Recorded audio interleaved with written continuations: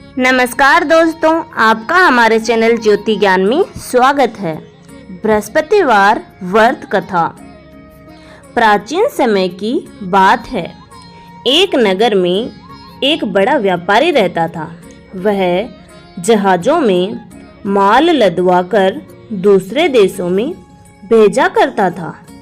वह जिस प्रकार अधिक धन कमाता था उसी प्रकार जी खोलकर दान भी करता था, परंतु उसकी पत्नी अत्यंत कंजूस थी। वह किसी को एक दमड़ी भी नहीं देने देती थी। एक बार सेठ जब दूसरे देश व्यापार करने गया तो पीछे से बृहस्पति देव ने साधु वेश में उसकी पत्नी से भिक्षा मांगी। व्यापारी की पत्नी बृहस्पति देव से बोली, हे साधु महाराज, मैं इस दान और पुण्य से तंग आ गई हूँ। आप कोई ऐसा उपाय बताइए जिससे मेरा सारा धन नष्ट हो जाए और मैं आराम से रह सकूं। मैं यह धन लूटता हुआ नहीं देख सकती। बृहस्पति देव ने कहा, हे देवी, तुम बड़ी विचित्र हो। संतान और धन से कोई दुखी होता है? अगर अधिक धन है तो इसे शुभ कार्यों में लगाओ। कुंवारी कन्याओं का विवाह कराओ, विद्यालय और बाग बगीचों का निर्माण करवाओ। ऐसे पुण्य कार्य करने से तुम्हारा लोक परलोक सार्थक हो सकता है। परंतु साधु की इन बातों से व्यापारी की पत्नी को खुशी नहीं हुई। उसने कहा, मुझे ऐसे धन की आवश्यकता नहीं है जिसे मैं दान दूं। तब बृहस्पति देव बोले, यदि तुम्हारी ऐसी इच्छा है तो तुम एक उपाय करना। 7 बृहस्पतिवार घर को गोबर से लीपना, अपने केसों को पीली मिट्टी से धोना, केसों को धोते समय स्नान करना, व्यापारी से हजामत बनाने को कहना, भोजन में मांस मदिरा खाना, कपड़े अपने घर धोना। ऐसा करने से तुम्हारा सारा धन नष्ट हो जाएगा। इतना कहकर बृहस्पति देव अंतर्ध्यान हो गए। व्यापारी की पत्नी ने बृहस्पति देव के कहे अनुसार 7 बृहस्पतिवार वैसे ही करने का निश्चय किया। केवल 3 बृहस्पतिवार बीते थे कि उसी समस्त धन संपत्ति नष्ट हो गई और वह परलोक सिधार गई। जब व्यापारी वापस आया तो उसने देखा कि उसका सब कुछ नष्ट हो चुका है। उस व्यापारी ने अपनी पुत्री को सांत्वना दी और दूसरे नगर में जाकर बस गया। वहाँ वह जंगल से लकड़ी काट कर लाता और शहर में बेचता। इस तरह वह अपना जीवन व्यतीत करने लगा।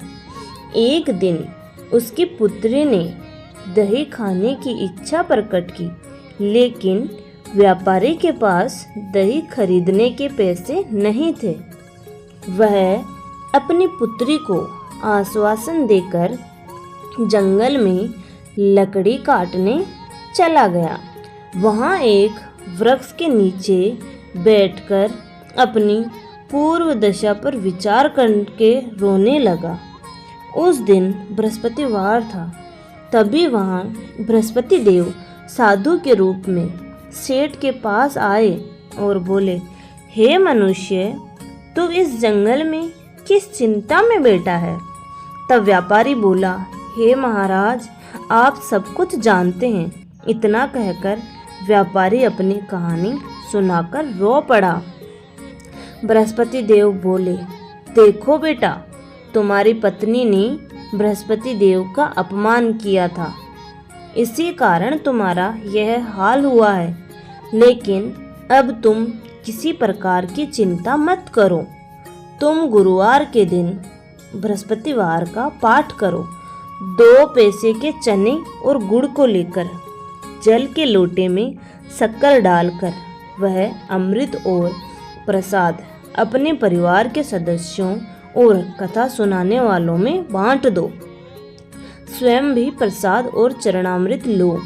भगवान तुम्हारा अवश्य कल्याण करेंगे। साधु की बात सुनकर व्यापारी बोला, महाराज, मुझे तो इतना भी नहीं बचता कि मैं अपनी पुत्री को दही लाकर दे सकूं। इस पर साधु जी बोले, तुम लकड़ियां शहर में बेचने जाना, तुम्हें लकड़ियों के दाम पहले से चौगुने मिलेंगे, जिससे तुम्हारे सारे कार्य सिद्ध हो जाएंगे। लकड़हारे ने लकड़ियां काटी और शहर में बेचने के लिए चल पड़ा।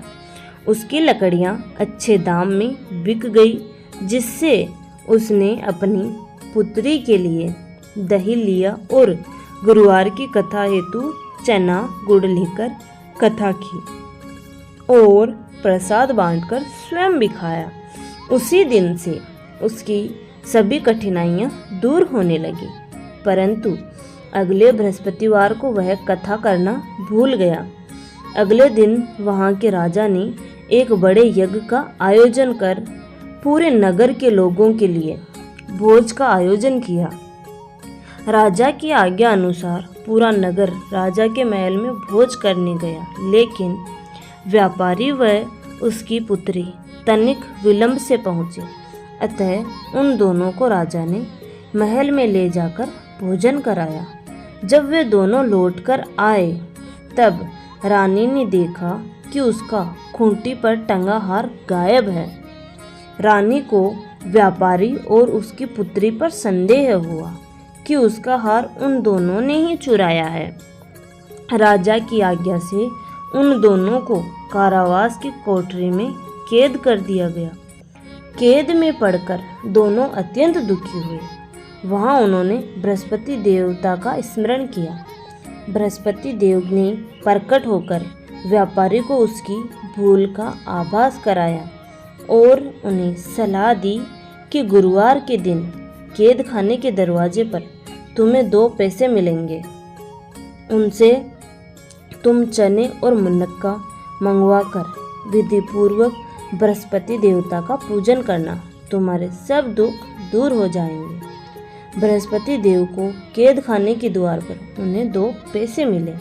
बाहर सड़क पर एक स्त्री जा रही थी। व्यापारी ने उसे बुलाकर गुड़ और चने लाने को कहा।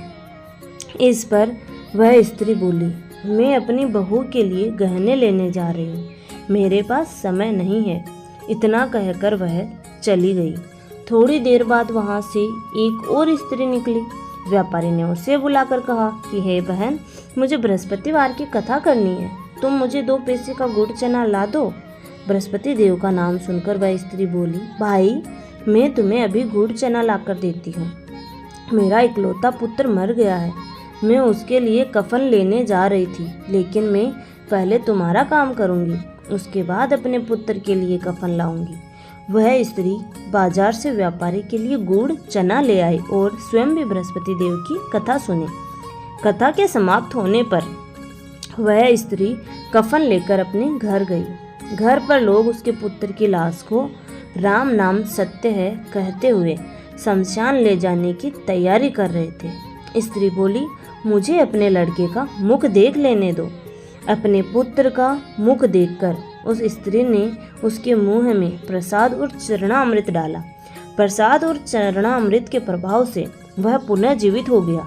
पहली स्त्री जिसने बृहस्पति देव का निरादर किया था, वह जब अपने पुत्र के विवाह हेतु पुत्र वधू के लिए गहने लेकर लौटी और जैसे ही उसका पुत्र घोड़ी पर बैठकर निकला, वैसे ही घोड़ी ने ऐसी उछाल मारी कि वह घोड़ी से गिरकर मर गया। वह देख स्त्री रो रोकर बृहस्पति देव से क्षमा याचना करने लगी। उस स्त्री की याचना से बृहस्पति देव साधु के वेश में वहां पहुंचकर कहने लगे, देवी, तुम्हें अधिक विलाप करने की आवश्यकता नहीं है, यह बृहस्पति देव का अनादर करने के कारण हुआ है। तुम वापस जाकर मेरे भक्त से क्षमा मांगकर कथा सुनो, तभी तुम्हारी मनोकामना पूर्ण होगी। जेल में जाकर उस स्त्री ने व्यापारी से माफ़ी मांगी और कथा सुनी। कथा के उपरांत वह प्रसाद और चरणामृत लेकर अपने घर वापस गई। घर आकर उसने चरणामृत अपने मृत पुत्र के मुख में डाला। चरणामृत के प्रभाव से उसका पुत्र भी जीवित हो उठा। उसी रात बृहस्पति देव राजा के सपने में आए और बोले, हे राजन, तूने जिस व्यापारी और उसकी पुत्री को जेल में कैद कर रखा है वह बिल्कुल निर्दोष है। तुम्हारी रानी का हार वहीं खूंटी पर टंगा है। दिन निकला तो राजा रानी ने हार खूंटी पर लटका हुआ देखा। राजा ने उस व्यापारी और उसकी पुत्री को रिहा कर दिया और उन्हें आधा राज्य देकर उसकी पुत्री का विवाह उच्च कुल में करवाकर दहेज में हीरे जवाहरात दिए। धन्यवाद दोस्तों, आशा करती हूँ आपको ये कथा पसंद आई होगी। ऐसी ही जानकारी प्राप्त करने के लिए आप हमारे चैनल को लाइक, शेयर एंड सब्सक्राइब करें।